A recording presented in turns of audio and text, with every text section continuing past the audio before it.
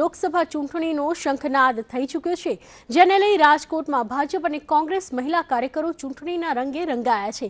ત્યારે ચૂંટણીઓમાં રાજકોટની મહિલાઓનો મિજાજ જાણવા સંદેશ ન્યૂઝે કરી મહિલા કાર્યકરો સાથે ખાસ વાત। શું કહેશો, જે રીતના વડાપ્રધાને ટ્વીટ કર્યું ને કહ્યું છે હું ચોકીદાર છું, શું કહો છો આને? 365 દિવસ 24 કલાક કામ કરવા વાળો ભારતમાં પહેલો વડાપ્રધાન એવો નરેન્દ્રભાઈ મોદી મળ્યો છે, જેણે એક પણ દિવસ વેકેશન નથી ભોગ્યું। અને નરેન્દ્રભાઈ એક ચોકીદાર નથી, એણે આવું ટ્વીટ કરવાથી ભારતના યુવાઓ, મહિલાઓ અને યુવા વર્ગો અને બધા તમામ લોકો નરેન્દ્રભાઈ મોદીની સાથે ચોકીદાર થવા અમે આજે સહમત છીએ કે એકલા ચોકીદાર નથી, દેશની રક્ષા કરવા માટે અમે બધા સાથે ચોકીદાર છીએ। મહિલા કોંગ્રેસ પાસેથી જવાબ લેશું, શું કહો છો, જે રીતના કહી શકાય તેઓએ જવાબ આપ્યો છે, શું કહેશો? 365 દિવસ એમ કહે છે કે હાજર રહ્યા છે, પણ પહેલી વસ્તુ કે વડાપ્રધાન વિદેશના પ્રવાસ કરવામાંથી જ ઊંચા નથી આવતા અને વડાપ્રધાન દરજાની જે વ્યક્તિ હોય એના પાસે આ શબ્દો એને યોગ્ય નથી। કે જ્યારે શરૂઆતમાં ચૂંટણી ચૂંટાણા ત્યારે એને એવું કીધું કે હું ચા વાળો છું, વિકાસ મારો, ચોકીદાર છું, આવા બધા એ શબ્દો જે પબ્લિક પાસે જે હસી મજાક જેવા શબ્દો થઈ ગયા છે એ વડાપ્રધાનને સોંપતા નથી। શું કહેશો? વડાપ્રધાન જ્યારે બી ફોરેન ટૂર માટે જાય છે ત્યારે આપણા દેશ માટે કંઈક ને કંઈક ઊંચું કાર્ય કરીને આવે છે।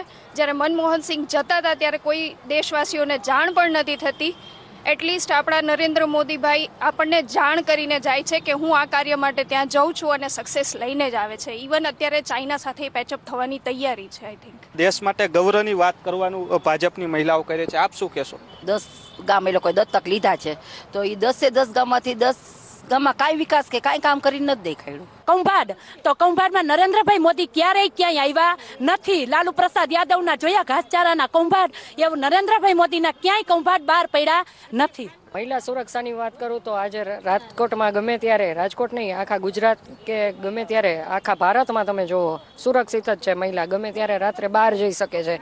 અને આધુનિક ટેકનોલોજીથી માંડીને તમે જોવો છો અત્યારે મહિલા 50% અનામત એ ભાજપની સરકારની દેન છે। ને મહિલાની સુરક્ષા માટે નવા મહિલા પોલીસ સ્ટેશનો, નારી અદાલતો, આવી ઘણી બધી ફેસિલિટી માત્ર ને માત્ર ભાજપની સરકારે, આ નમાલી સરકાર 60 વર્ષ કામ કર્યું, કોઈને એવો વિચાર પણ નથી આવ્યો કે મહિલા માટે આપણે કંઈક અલગ વ્યવસ્થા કરી। કોંગ્રેસે કશું જ નથી કર્યું તેવો આક્ષેપ કર્યો। એ તો બેનને ખ્યાલ નહીં હોય, કારણ કે આપણા જન્મ પહેલા, કારણ કે આપણા જન્મ હોય કદાચ આપણે ખબર નથી કે કોંગ્રેસે શું કર્યું છે। 60 વર્ષમાં જે કોંગ્રેસે કર્યું છે, અત્યારે જે ધરતી ઉપર ઊભા છે ને એ કોંગ્રેસે કરેલું છે, અને જે નરેન્દ્રભાઈ વિદેશ પ્રવાસ કરે છે ને એ કોંગ્રેસે કરેલું છે। કે કોંગ્રેસની દેન હતી ત્યારે જે વિદેશના પ્રવાસ થાય છે, એક મહિલા પોલીસ સ્ટેશન આપવાથી વિકાસ થતો નથી। નરેન્દ્ર સાહેબે જો ગરીબ માણસોને લાઇટ, ગેસના બાટલા, મકાન, રોડ, રસ્તા, વીજળી 24 કલાક અને ગરીબ માણસો માટે બહુ બધું કર્યું જ છે। અને ઘરેથી કોઈનો દીકરો ઘરે અમદાવાદથી ઘરે ન પહોંચતો, મોદી સાહેબે 3 રસ્તા બનાવ્યા છે, કોઈ રસ્તો એવો નથી સિંગલ પટ્ટીનો, જ્યારથી એની સરકાર આવી જાય। રોડ રસ્તા તમામ સુવિધાઓ આપવામાં આવી છે, શું કહો?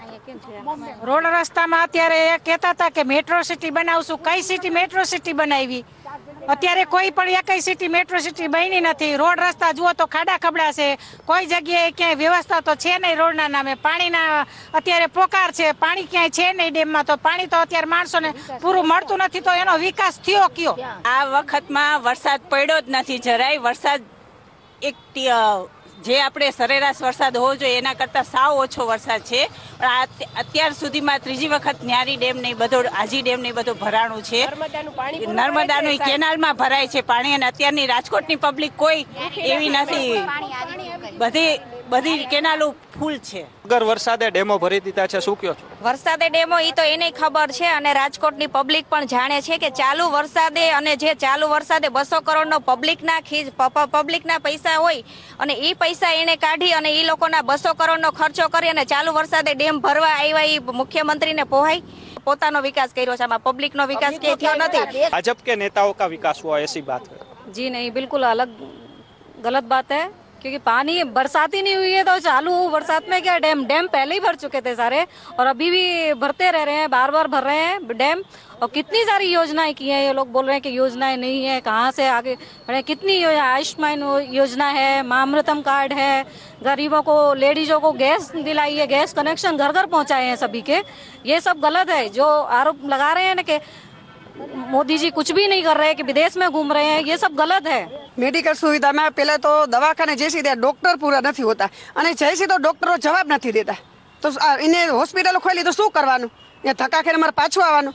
181 ઉપર તમે ખાલી કોલ કરી દેશો ને એટલે તમે કયા લોકેશન ઉપર છો ત્યાં સુધી પોલીસ તમને ગોતી અને તમારી 5 થી 10 મિનિટની અંદર તમારે ગમે ત્યારે સુરક્ષામાં પહોંચી જાય છે. તો ક્યારે બહેનોની સુરક્ષામાં તમારા સમયમાં તો આવી કોઈ સુરક્ષા નહોતી. મહિલા પોલીસ સ્ટેશન બનાવ્યા 181 હેલ્પલાઇન પહેલા કોઈ પણ વસ્તુ તમે અમલમાં લઈ આવો છો તો એ પહેલા પબ્લિક સુધી તમે પહોંચાડો, પબ્લિકને જાગૃત કરો કે કોઈ પણ બેન દીકરી ઊભી હોય તો 181 માં ફોન કરે તો કોને સગવડતા મળે છે. યોજના કોઈ પણ હોય પણ એનો કોઈ અમલ ન હોય તો યોજનાનો કોઈ મિનિંગ નથી. મહિલા સશક્તિકરણમાં નરેન્દ્ર મોદીભાઈએ ઘણી બધી સુવિધાઓ આપેલી છે. મોબાઈલ એપ્સ એટલા આપેલા છે કે જેનાથી આપણે ડાયરેક્ટ કોન્ટેક્ટ થઈ શકે છે. અને ખાસ તો પોલીસ જે કાર્ય જે ટાઈમ પ્રમાણે થતો હોય, જે રૂલ્સ એન્ડ રેગ્યુલેશન પ્રમાણે જે થવું જોઈએ એ થતાં ટાઈમ લાગે, કદાચ એના માટે થઈને અટકતું હોય ને એના માટે થઈને સજા બી લેટ થતી હોય પણ થાય છે ખરી જ. એનું રિઝલ્ટ આવે છે 110%. વડાપ્રધાન કહી રહ્યા છે હું ચોકીદાર છું, કોંગ્રેસ કહી રહી છે ચોકીદાર ચોર છે, આપ શું કહેશો? આજે આપણે રાફલે જોવી ફાઇલ ગુમ થઈ ગઈ. આ કોંગ્રેસના આટલા વર્ષોમાં જે કામ નહોતું થયું, સંસદમાંથી જો ફાઇલો ગુમ થઈ જતી હોય તો આમ પબ્લિક માટે વિચારજો. तो सारी रात जाग के अपने देश के लिए काम करता हो तो उसको दुनिया चौकीदार बोले. अब वो चौकीदार नाम दे या कुछ भी है, हम सब चौकीदार हैं, रहेंगे उनके साथ, हम सब चौकीदार हैं. जो भी बोले कांग्रेस वाले वो हम चौकीदार. ને નરેન્દ્રભાઈ મોદી એક એવા વન મેન આર્મી લીડર છે કે જે પોતે આખા દેશ માટે લડે છે અને કોંગ્રેસના દરેક ફેમિલિયન્સને એડ કરીને કામ કરે છે. છતાંય પાછળ ને પાછળ જેટલો પ્રોગ્રેસ નરેન્દ્રભાઈ મોદીએ આપ્યો છે એટલો કોંગ્રેસવાળાએ આપ્યો હોત તો આપણને પ્રાઉડ ફીલ થાત એમના માટે. ખરેખર તો જો ચોકીદાર છે તો પછી આટલા બધા જે કાંડ થાય છે તો શા માટે થાય છે? બરાબર, તો ચોકીદાર કઈ રીતે? તો દેશની જે મહિલાઓની જે સુરક્ષા છે એ તો સુરક્ષા જળવાતી નથી. કાયદા કાનૂનને લઈને જોઈએ, જે કાયદા કાનૂન છે એ તો નામના જ છે. ગૃહિણીઓ માટે શું કાર્યવાહી સરકાર દ્વારા કરવામાં આવી? ગૃહિણીઓ માટે તો ઉજાલા ગેસની બહુ સરસ અને પાઇપલાઇન. હવે નહીતર તો આપણે ચૂલા ફૂકીને આપણે થાકી જતા અને આંખો તો એવી લાલચોળ થઈ જતી. એટલે કોંગ્રેસને એ તો પેલા કેવું છે કે પેલા તો હે ને ચૂલા ફૂકીને મરી જતી ને તો એ હે ને ચૂલા સળગતા નહીં. અત્યારે તો જે લાઇટર સળગાવો ને તરત ચૂલા સળગે. એટલે પાઇપલાઇન ઉજાલા ગેસ બહુ સરસ વ્યવસ્થા કરી છે. પણ કોંગ્રેસ જો આંખ ખોલીને જોવે ને તો ગૃહિણીઓ માટે ઉજાલા યોજના તો ઠીક, પણ બાટલા કેટલા મોંઘા કર્યા છે. બાટલા કેરોસીન બંધ કર્યું, બાટલા એટલા મોંઘા. તો જે મધ્ય વર્ગની મહિલાઓ છે જે પોતાનું રોજી રોટી રડીને પણ કામ કરે છે તો એ લોકો આટલી મોંઘવારીના બાટલાનો જે ભાવ વધારો હતો તો એમાં કેવી રીતે કરી શકે? સબસિડી મળે છે એ બહેનોને મળતી નથી. ઓનલાઈન ફોર્મની પૂરી બહેનોને ખબર હોતી નથી. બીજું કે જ્યારે કોંગ્રેસની સરકારમાં 340 રૂપિયાનો જે બાટલો હતો એ અત્યારે 1000 રૂપિયામાં બાટલો મળે છે. જે રીતના રિફિલિંગની વાત આવે છે, ગેસની બોટલના ભાવ વધી ગયા છે.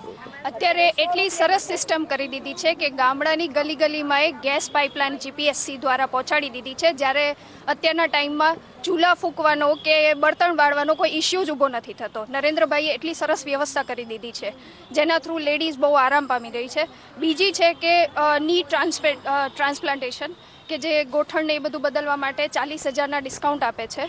પછી છે આવાસ યોજના, જે ગૃહિણીને પોતાના ઘરનો જે આગ્રહ હોય કે મારું પોતાનું ઘર, એ આવાસ યોજનાથી નરેન્દ્રભાઈ મોદીએ પૂરો કરી આપ્યો છે. અને એ ખુદ સ્ત્રીના નામે કરી દીધું છે કે જે કોઈ સ્ત્રી છે એના નામ ઉપર આવાસ યોજનાના બ્લોક્સ એ લોકોને મળે છે. એ સૌથી બેસ્ટ પ્રોગ્રામ છે એમનો. શું કહો છો બેન, આવાસ યોજનાને લઈને? શું આવાસ યોજનામાં પણ લાગ વગર છે, લાગ વગર ચાલે છે. નાના માણસોને તો કઈ ફાયદો છે જ નહીં. શું કહેશો બેન, આવાસ યોજના છે પરંતુ તેઓને મહિલાઓને ક્યાંય લાભ નથી તેવું કરે છે. મહિલાઓને જ આ આવાસ યોજનાનો લાભ મળે છે ને મહિલા થ્રુ જ એના દસ્તાવેજો બને છે. 24 કલાક વીજળી મળે છે. અત્યારે જે પહેલા વીજળીનો કાપ થતો એ હવે નથી થતો, સાવ બંધ થઈ ગયો. આંદોલનો બંધ થઈ ગયા છે સાવ. કોંગ્રેસના સમયમાં તોફાનો થતા. જ્યારે બેન એમ કે છે કે કોંગ્રેસના સમયમાં તોફાનો અત્યારે બંધ થઈ ગયા છે. હવે આખો દેશ જોવે છે કે અત્યારે આ બધું બંધ થઈ ગયું છે કે ચાલુ થઈ ગયું. એમાં બેનનો જવાબ આપણે દેવાનો નથી થતો કારણ કે આખો દેશ જ જોવે છે. અને બીજી વસ્તુ, આવાસ યોજનાના જે મકાન મળે છે એને યોજનાઓ દેખાડી દીધી. સાંભળો, ખાલી કપડાં પહેરાવીને સાંભળો બધી રૂપાળું વસ્તુ થઈ જતી નથી. પેલા આવાસ યોજનાના અત્યારે ક્વાર્ટર છે એનો સર્વે કરાવે